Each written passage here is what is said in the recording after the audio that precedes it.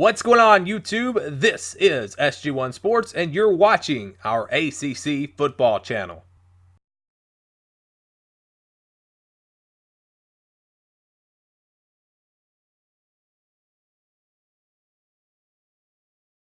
Seven and 6, 4 and 4 last year in 2018. What is the trajectory for this program? Well, it's a team that over the past three prior seasons had gone 10 and 3, 7 and 1 in the ACC in 2017. Of course, winning an elusive Coastal Division championship, but falling flat in the ACC championship game 35-3 and losing to Wisconsin in the Orange Bowl. 9 and 4, 5 and 3 in the ACC in Mark Richt's inaugural season. And then 8 and 5, 5 and 3 the previous season that included that ousting of Al Golden after 58-0 against Clemson. And then, to the players' credit, they rallied and delivered a 5 and 3 ACC finish and 8 and 5 overall with a bowl loss to Washington State. It adds up during those 4 years to 34 and 18, 21 and 11 in the ACC. The recruiting classes. Let's look ahead to 2020. Right now, Miami ranks number 8 in the country, number 2 in the ACC, according to the 247 composite. This 2019 class that will hit the field this fall, number 4 in the ACC, number 27 in the country. That, of course, after Richt left and the recruiting class went to shambles and Manny Diaz was able to rally the efforts. In 2018, number 2 class in the ACC, number 8 in all of college football, number 2 class in the ACC in 2017, so keep track. We've got Clemson and Florida State in the ACC. Therefore, Miami, for those 2 seasons in 2017 and 2018 under Mark Richt, actually out-recruited one of those 2. They had the 12th rated recruiting class in the country in 2017. In 2016, number 3 in the ACC and number 22 in college football. So we're trying to give you a look at the trajectory of the program, but with a new coaching staff in place, whole new feel, whole new vibe, it's difficult to get a feel for it. The program was definitely headed slightly down, declining. Mark Richt took over, and then it ascended. Certainly based on the talent that came into the program under Mark Richt, those first 2 recruiting cycles, and then the division championship trip to the Orange Bowl 7-1 finish in the ACC. The trajectory was going up. Then 2018, it leveled off and then dipped and was slightly going down after the 7-5 regular season. All right, you got a feel based on the vibe, the feel for the program, the excitement, the energy that Manny Diaz hiring has brought, that the trajectory is slightly on the incline because the recruiting looks really good, and that's what we're going to base it on because the season standings last year and the finish after starting at 5-1 would point to the decline. But you got to look at the coaching staff and the coaching change at the top, the feel, the vibe, and the energy brought to the program. Slight trajectory up in recruiting indications, but they hit the field against Florida, and then it's all going to be displayed on the field in wins and losses, and we'll get a better gauge on it then. The offense starts at quarterback in the decision that Manny Diaz will make in selecting a quarterback. He has 3 inexperienced quarterbacks in N'Kosi Perry, Jaron Williams, and Tate Martell. Perry's got the most experience, playing about a half season. Actually, he ended up with more pass attempts than Malik Rozier last season, but he was marginal at 50%, 13 touchdowns, 6 picks. He showed some flashes, showed some good things. Apparently, the arm strength is very close between Williams and Perry, much more over Martell. Some of the knock against Martell, I believe, based on the reports that we've heard and based on the analysis that we receive here at MarkRogersTV, the voice of college football, is that has been very much overstated. Tate Martell's a fine passer, not a great arm, but certainly a capable arm.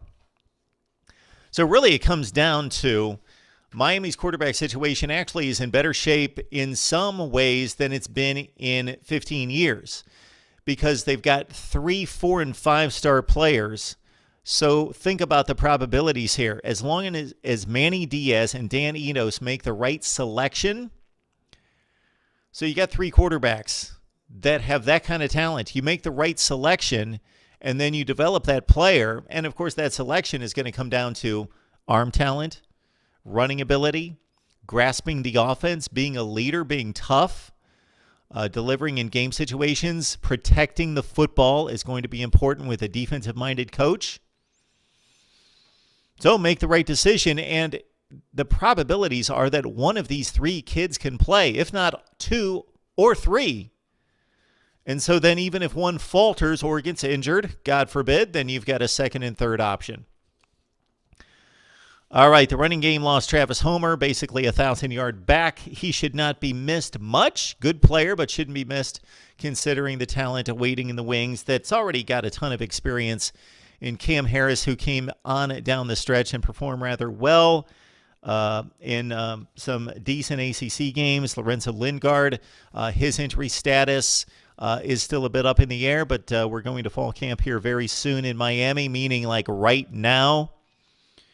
And he, of course, the 5-star, and Cam Harris shouldn't get disregarded. So sometimes when a player is like ranked 1 or 2 in the country and somebody else is like number 8, they're treated like chopped liver. But Cam Harris is an exceptional player, and he showed that at the back end of 2018. And, of course, DJ Dallas. He's had a few fumbling issues, but he's a capable back and really a bulldozer when he gets him head of steam going. So Miami's set at running back. They're a little thin, but they're set. They've got 3 guys that you would think should be able to tack on quite a few carries. All right, at wide receiver, Jeff Thomas, is he a true number 1? We know he's a deep threat, a very talented kid, but maybe not a true number 1. KJ Osborne comes in from Buffalo, where he caught 53 passes last year and 7 touchdowns. Is he a number 1? We've heard good things about KJ Osborne. I can't say that I've really seen him play. I've watched Buffalo play, but didn't necessarily key on KJ Osborne, not understanding that he was going to one day be a Miami Hurricane and play more meaningful games in the Power 5. Miami's loaded at wide receiver beyond these guys. Brevin Jordan caught 32 passes last year. Mike Harley hauled in 21. They've got even more beyond that. You Miami fans that watch us on a regular basis know that our analysis is everywhere. It runs deep, it runs wild, so check out all the videos.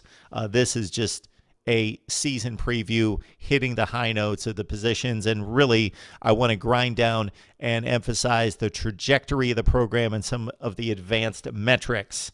Offensive line has been a mess and has been a weak link for quite some time. 2 starters are lost, the 2 most experienced starters. Navon Donaldson comes back. He's the best offensive lineman.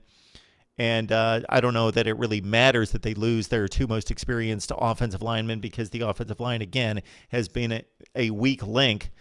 Zion Nelson, maybe he becomes a star. He was lightly regarded coming out of high school, but he's played the best, at least based on the reports coming out of spring camp.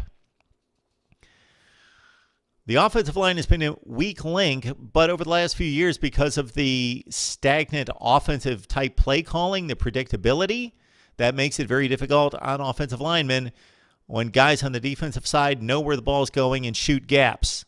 So maybe the offensive line's not quite as bad as we thought. This offense was 100th in the nation in havoc rate. That's awful. Bottom 25 to 30 in the nation, meaning that they're allowing way too many havoc, disruptive type plays, batted down passes, pass breakups, tackles for loss, and sacks. They were 103rd in third down distance, meaning a ton of incomplete passes because the completion percentage out of Rozier and Perry was awful, just a little over 50%. So a lot of incomplete passes on first and second down, and a lot of stuffs on the run game on first and second down. So the run game, the overall stats look decent from 2018, but a lot of explosive big plays countered the inordinate amount of stuffs behind the line of scrimmage. So the offense has to be much more consistent. They relied on big plays way too much last year and still were ineffective. The defense, on the other hand, the defense's havoc rate was number 1 in the nation, causing disruptive plays. But they lose Joe Jackson. They lose Gerald Willis as well, 2 of the better defensive linemen in the country. But still extremely talented. Scott Patchen, the transfer portal was used to get Trayvon Hill. He's in the fold. The linebacking unit, there was a recent video and discussion in which I likened it to what we saw in the 1970 Steel Curtain with the Pittsburgh Steelers defense. Jack Lambert, Jack Ham, Andy Russell, the original outside linebacker. Then later it was Robin Cole and Dirt Winston. Those guys played together for 10 years. In the NFL, that's an eternity. More recently with the New Orleans Saints, Pat Swilling, Ricky Jackson, Sam Mills, all playing together for a long, long time. This is what it seems like with Miami. Since when do you have 3 and, to a certain extent, 4 guys playing together for this long? From their freshman year through their senior year. They want to accomplish something this year. So these guys have been stellar their entire careers, especially Shaq Quarterman. But expect them to especially be committed to winning this last go-around. Shaq Quarterman, Michael Pinckney, Zach McLeod, and you can throw in Romeo Finley. The defensive secondary played extremely well, but they lost 3 starters. Number 1 corner Trajan Bandy is back. We're talking about the number 1 passer rating defense in the nation. They were exceptional against the pass. USC transfer Bubba Bolden could prove to be huge. He's a big talent, big-time player, and he may infuse life into this defense and into the secondary, and with 3 starters lost, could be exactly what they need. The talent there is immense with Bubba Bolden. He was highly thought of coming out of high school, suspended for 2018. The advanced stats that we've picked up from Athlons and from SB Nation tell us that the special teams were awful in regards to field position given up. Not many returns, and the punting atrocious, one of the worst punting displays in the nation. Bubba Baxa was 9 for 12. He was decent. Lewis Headley comes in. This guy will definitely win any weightlifting contest with any punter in the nation. So when the kick returners get into the open field and see the punter in their way, they either think, hey, I can run through this guy, or just make him look plain silly in the open field. With Headley, they may be able to do that, but they don't want to try to run over this guy. He's all tatted up, and he is a monster. He's got some guns, and he can apparently punt. And that's what they needed last season. The schedule is not daunting. Florida in week 1, roughly one of the top 10 or 15 teams in the nation. The rest of the non-conference is a cakewalk with the likes of Bethune-Cookman and FIU, etc. But, of course, the Florida State game on the other division. So the division situation is Miami always plays Florida State, which they should, and they play Louisville. So they play the worst team projected in the ACC, and they play Florida State. So it's a light touch in the ACC with Louisville and Florida State, unless the Noles really bounce back. And they do have to go to Tallahassee for that game in November. And then it's a bunch of teams in the ACC Coastal Division in which Miami holds the talent edge. But in recent years, who's won the division besides 2017? All the other teams in the division. So do not discount the Virginias and Virginia Techs of the world in particular. Possibly Duke plays into the mix as well. But I'm looking mostly at Virginia Tech as being the main challenges to Miami winning the Coastal Division. Thank you for watching this video. If you are an ACC football fan, please subscribe to the channel. Leave us your thoughts down in the comments below. And for the latest in ACC football, keep it right here.